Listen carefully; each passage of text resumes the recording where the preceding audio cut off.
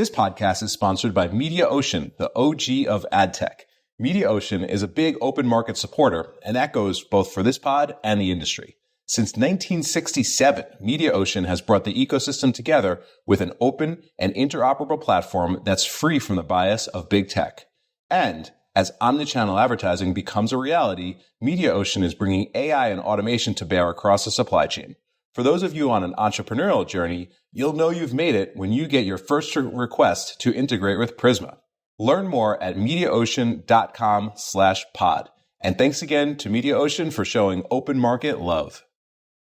Welcome to Open Market, a podcast about building companies in the advertising industry. I'm Joe Zappa, and I'm joined by Eric Franchi. How's it going? Hey, Joe. Good. How you doing? I'm good. Eric, I have a non-business question for you. Okay, go ahead. So you're a rich guy, and rich guys seem to have a lot of weird, don't shake your head. Rich guys have a lot of weird food habits.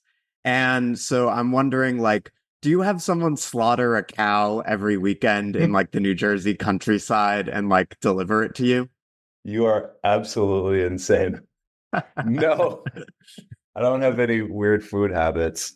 I've recently gone from being plant-based to back on animal proteins. So I eat a lot of chicken and egg whites, and I buy them from Stop and Shop, just like everybody else. Okay, nice. Good to hear. Well, you were plant-based for a while, so you were a weirdo for a short period of time. I was. All right, I won't torture you any further. Getting down to business, the topic I wanted to talk about today is something that I see often in ad tech, which is what do you do if your market isn't big enough? So I encounter a lot of companies in this situation. They're in a constrained market. For example, let's say they offer a service to publishers and their market is only yay big, and they're just looking at it and they're like, this whole market is eaten up already. It's either us or our three competitors. Switching is super difficult, so we don't really see any more room for growth. What do we do? Or maybe they're an SSP and they've focused in a particular type of media, and they're saying, well, all the growth is coming from retail media and CTV. So do we have to just become a CTV company, which is something I see a lot of DSPs and SSPs going through. So that's what I wanted to talk about. Do you see this often? And from the former operator and now investor perspective, what's your immediate reaction to that problem? Yes, we see the latter, right? Hey, we've won a market. We're a leader in a market. Where is our next vector of growth? We see that more, I think, in advertising and advertising technology than the former, which is, hey, the market that we chose might not be as big as we thought it was, or the competitive set is so entrenched that it's not as addressable as we thought it was. But we should talk about all these, and then there's a third, right? So in the former, is my market not big enough? That's the type of conversation and thinking and diligence you need to do from day zero. Right? It's like, the one of the key things that I look at as an investor now, and we'll talk about a couple of acronyms that may or may not be familiar to the audience. The first is TAM, right? Total addressable market. Everybody's TAM on pitch decks is always like 10 billion or 100 billion, or, if they're talking about going after the whole market, it's like 600 billion, right? So that's important because you need a large market to build a large business in. Right. So the first question is TAM. Is my total addressable market large enough? Generally, when we're talking about advertising and media, it's always a big market. And then, you then start to think about the next thing, which is your SAM, the serviceable addressable market. So, okay, of this billion-dollar market, hypothetically, what's the market that me as a, New York-based startup focused on the demand side, right? What's the serviceable addressable market? And then from there, what is the SOM, SOM, the serviceable obtainable market? Realistically, of the serviceable addressable market, maybe it's 500 million. What's the piece that I think I can credibly go after and build a big business in?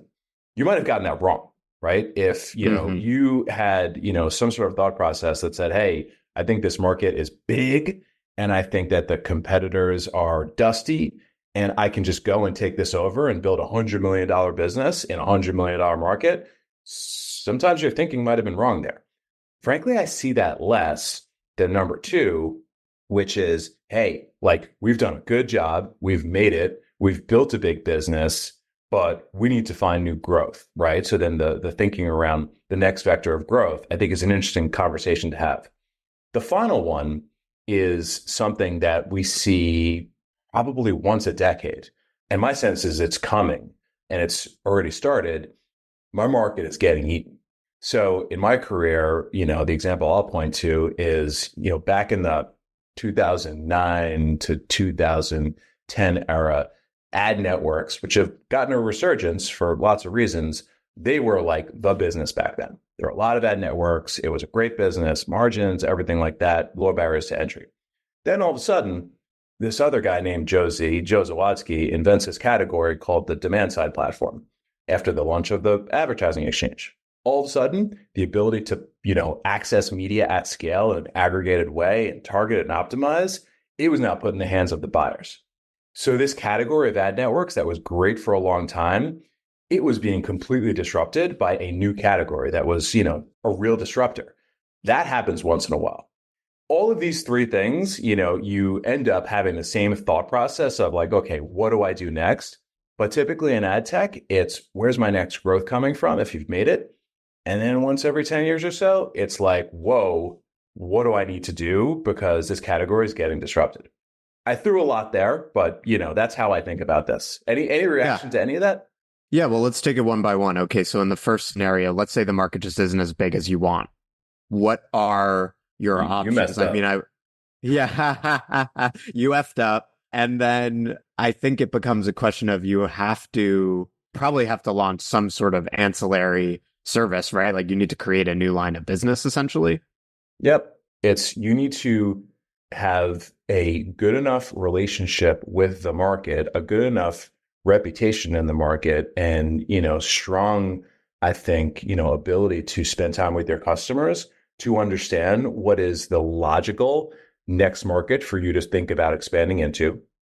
Or if you're at a time like we might be right now with the advent of AI and automation, do you go all in on making your product just so much better and a next generation version that could be more performant, cheaper, faster, something different that allow you to double down and start to take share in what might be a limited but great market if all of a sudden your percentage goes from 10% of that market to 30% to 50%.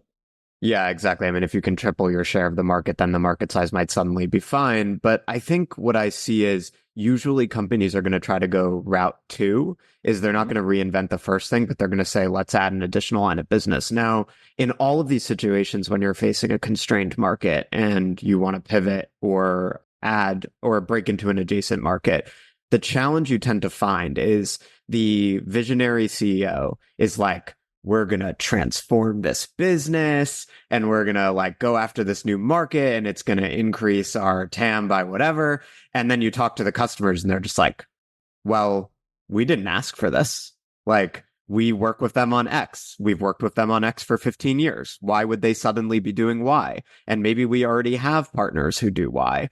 And so I think that's what we might want to get into of for the like CEO. How do you think about starting to attack that adjacent market and like which market to attack? Yeah, sure. So again, sometimes I think about this, from an investor perspective and a founder perspective. From an investor perspective, the best founders have been thinking about this all along.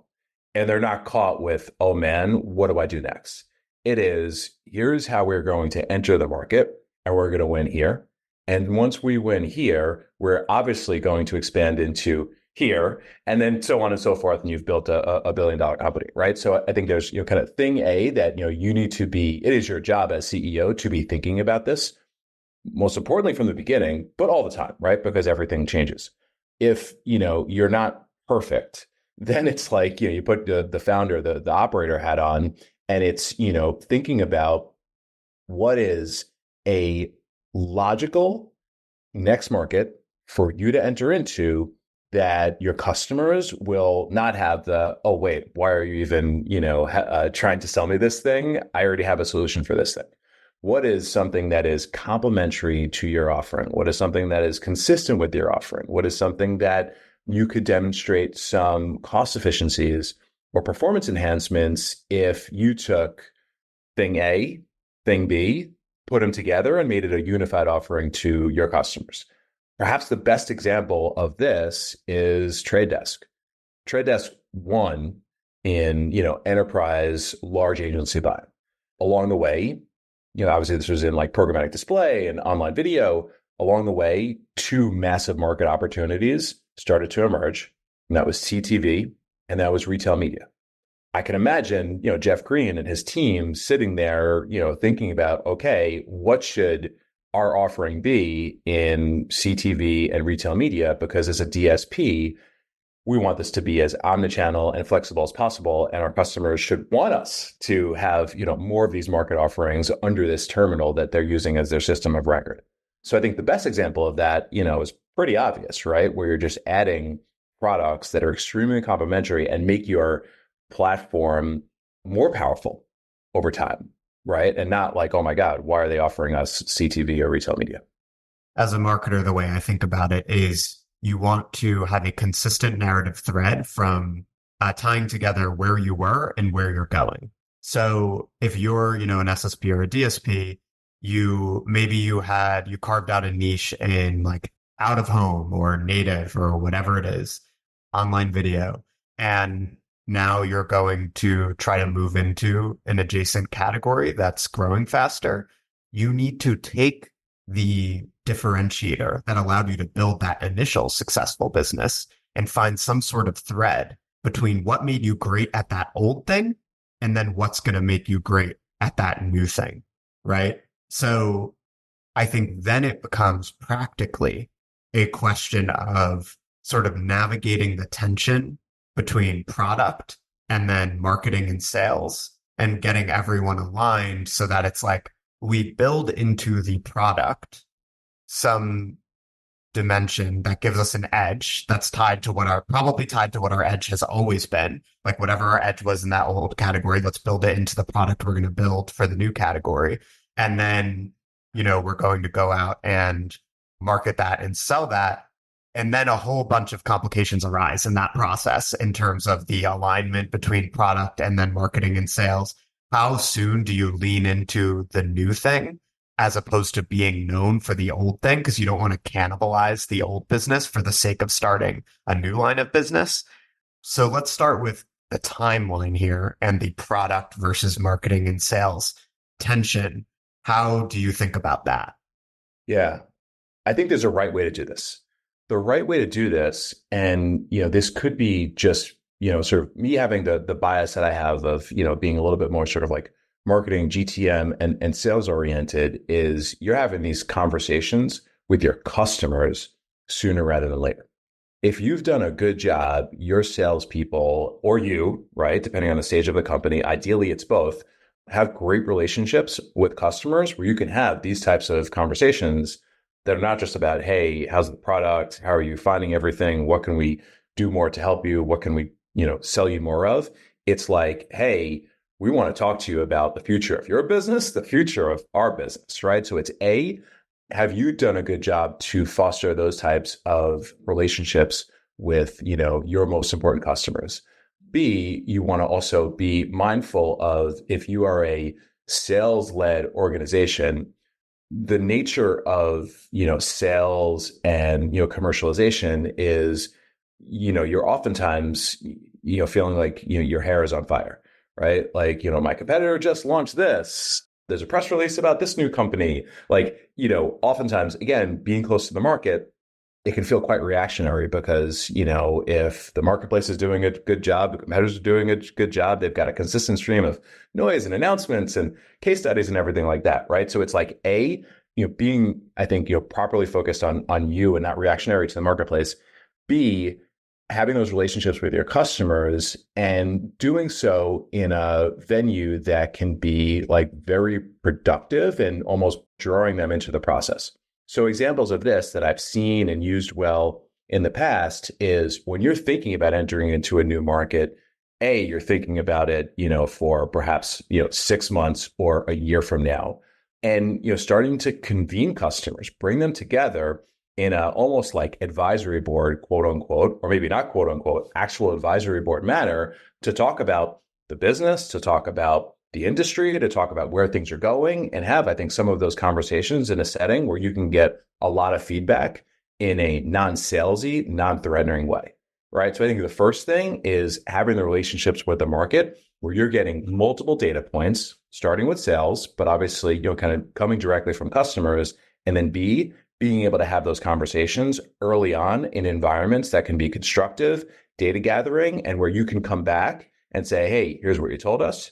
Here's what we've learned. Here's what we've considered. And here's, the next iteration of how we're thinking about our business.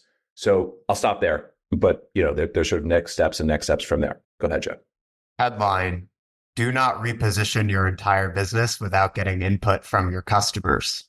Yes. Right? I think it sounds pedantic or obvious, but I think what often happens is you get a ton of really smart ad tech people in a company, and like they're all sort of huddling together and they're like, what is this ingenious, like revolutionary product we're going to create to shift our entire category and like increase our TAM by several multiples?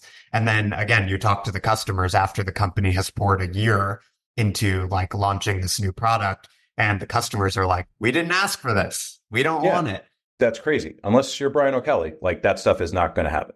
Right. So it's A, being close to the market, listen to your customers, be disciplined in, creating a process to allow you to get inputs that are external from the people that will actually buy your product. And then B, it's doing the work from a product perspective. Often when companies are at this juncture where they're like, we really need to make a big change, that's when they'll bring in a marketing person to redefine the brand. And often what you find, if the company really trusts the marketing person, I've been in this situation, it'll turn into much more than a brand redefinition exercise, because it's like, actually, what is the whole future of this company type of exercise? And the key to that exercise, and I learned this from working with Paul Connington, who used to be the CMO of Beeswax, is precisely this. It's talking to the customers. Because what happens is you talk to the executive team, they're going to say one thing, and then you talk to the customers, and there is always a gap between what the executives think the future of the company is and where the customers are. And then you can possibly bridge that gap.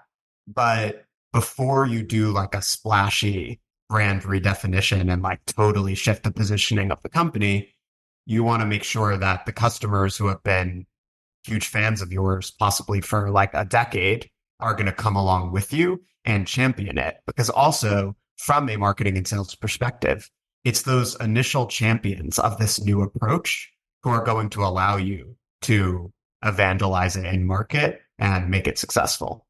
Exactly. Right. So let's say we've done just this ideal scenario where we've convened our key customers. We had a half day offsite. We talked about the industry. We had a guest speaker come in. Joe Zappa came in to talk about marketing. Like, we've made it a great day. And then we spend time talking about product, talking about roadmap. Our product people were in the room. Our product people were having conversations with our customers. We're fostering that type of engagement. We've come away with, I think, a good idea of, is this next adjacent market opportunity? Maybe it's CTV. Let's say it's CTV. Is this viable? Do our customers think about us as a company that can enter into this market? Get those data points that will allow product to do its work. Let product start to work on the market validation, work on building a product roadmap, engage with customers, around a timeline for being like first look beta customers, right? Do all of that stuff because you've validated it with those, key customer conversations in the beginning. And then from there, it naturally flows through bringing a product to market, having the marketing team get involved, both marketing and, increasingly, I think what's really important for things like this is product marketing, making sure that, we're doing everything to enable your sales team to talk about this in market at the right time. You're launching it with the best foot forward because you've brought customers with you. You've got beta customers, you've got case studies, you've got performance. All this stuff at the end of the day should feel so natural and logical. And, oh, yes, of course, my company is going into CTV. And it's a very logical extension of the way my company should be getting into CTV. And oh, by the way, here's the new product and successful case studies and customers. Like This should be a disciplined process that lasts 6 months to a year that involves sales, product, marketing, and the entire company coming together. And at the end of it, this shouldn't be, oh, did we choose the right market? This should be like, whoa, this is an awesome launch. We're getting lots of buzz. We're getting lots of inbound, and everybody's ready to march to the new beat together. Because now this is not just marketing. This is like your entire corporate communications, both internal, external. I know I'm throwing a lot at you here and a lot at the listeners, but again, this should not be like hair on fire. Oh my God, what's the next market? This is like a disciplined process to do this right, where it's like, yes, of course, this is the next market. The way I'm thinking about what you're saying is it's not like we go build it and then they'll come, the classic fallacy of build it and then they'll come. But it's also not like, sales just going and selling some shit before you've even built it and then hoping that it happens works. too. Yeah, exactly. And both are annoying. And this is why sometimes like sales and engineering hate each other. It's kind of like a horseshoe. Like you start with sales and customer success. You get in with your customers. Product's part of that too. You really understand, like you almost ideate the future of the company with your like champions and who already love you. Then you go off and build it and obviously are getting customer feedback as you go along. And then you go back into a sales and marketing motion. And hopefully when you launch, you already have a few key customers who have been telling you the whole time, like, yep, I'm in for this. They're going to adopt it. And then that helps a ton from a marketing perspective, because I can tell you that what marketing teams hate is when they're being told by the CEO, oh, well, go drum up interest in this new product we're doing. And they're like, well, we have no customers. So the press isn't going to report on it because all we have to tell the press is we're doing this new thing. Yeah. And the press is like, okay, who's using it? And you're like, no one. And that's where the emails end. So I see how all that fits together. I have an objection for you that I hear from CEOs, which is they'll say, okay, you're telling me to ask my customers, what the next big thing should be. But then you're in like the horse and carriage car problem where it's like the customers weren't asking for a car. This has been quoted back to me. And I think there's legitimacy to that, because it's like, if you ask a lot of customers, like, what should this product that you love be doing, like, very differently? How could it help you? What are the adjacencies and so on? A lot of them really will just say, no, well, this is the value of it. It's the existing value. I don't really see why it should do anything else. So do you see what I'm saying? And how would you address that objection from a CEO about the process you're recommending? I wonder if you're having the right conversation, right? Like, oftentimes this conversation should be taken up a level, right? And starts with like, where is the industry going? Not like, this next thing we're thinking about, are you buying it from someone? Would you buy it from us? How would you think about us and everything like that? It's like, hey, where is the industry going? Where is your business going, Mrs. Customer? How do you think all these pieces fit together over time? And then here's how we're thinking about our business. Here's how we think the natural evolution of our business is. And, perhaps there's some alignment here. So, not being involved in these specific conversations you're speaking to, I have to be a little bit sort of like general here. It's like, you might need to be elevating the altitude of the conversation with the customer to make it that productive, to really draw the right data points out of them, versus like getting shut down on, oh yeah, I buy that from TTD. Why the heck should I buy that from you? You get what I'm saying? I do very much. Yeah. You don't want to go to your customers and be like, hey, Mr. Programmatic Trader, how do I sell you some more shit? Because they're going to be like, well, what's in that for me? Like that it's just a totally selfish question. You want to have a customer centric approach to this research process where you're essentially asking them, like, what are your concerns about the industry? Where do you feel your business is headed? What are the opportunities you're excited about? And you can sort of then work backwards from there to figure out, okay, within those concerns and hopes, what are the adjacencies we'd be positioned to take advantage of? And then when you have some ideas, you can go back to them and be like, okay, this is what we're working on. And you can sort of test a more specific idea. Yeah, it's, I think, elevating the conversation, having a different type of conversation. And look, this is hard stuff. Like, you're asking a lot of a CEO to have, which just might be, again, we talked about our proto builder and seller in our first Hmm. conversation. If they're more of a builder, this could be like a conversation that is not in their comfort zone. You're asking them to have almost like a consultant or, kind of industry analyst type of conversation. So you might be bringing in other people to have this type of conversation with you. But I think that's what it takes, right? If you're having the right conversation, it's like, what is the future of the SSP look like? What does the future of, a omnichannel platform look like? And then, you start to, gather the right data points from there. Yeah, get those kids from McKinsey in there. They can fix the Chinese government and then they can fix your business. I'm not suggesting that, but And I also wanted to think more about the marketing yeah. lens here, but I think we covered the foundations of it, which are, you start with sales customer success, you go build it, you hopefully launch with a couple customers who are already bought in on the new direction. If they're bought in, there probably is a differentiator because you would need that for them to be switching or adding you in addition to existing providers. Those two or three key initial customers, they're really critical to the marketing lens because they're going to be the evangelists. They're the ones who are going to talk to the press on your behalf. They're going to make their peers, like if you're selling to brands or agencies in particular, those people want to see that their peers are hopping on something. Like you want to create buzz. And another thing I was thinking about when you were talking earlier, like an air of inevitability. Like it feels like, oh yeah, like retail media, this company, it's happening. Like they're working with, a couple of the biggest retailers and a couple of huge agencies and whatever.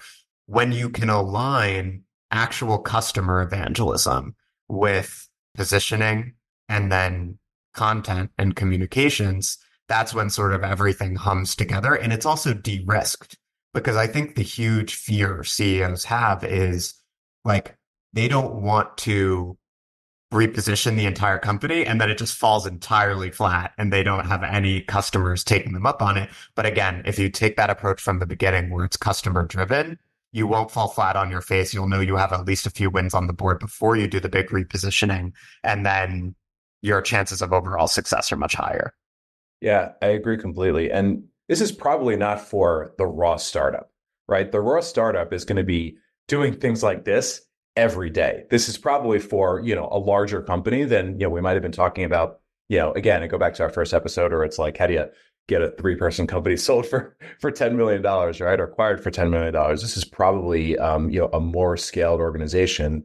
And thinking about marketing and thinking about communications is that much more important because at its best, not just like the industry and the messaging is consistent from a marketing perspective, like the entire company is bought in.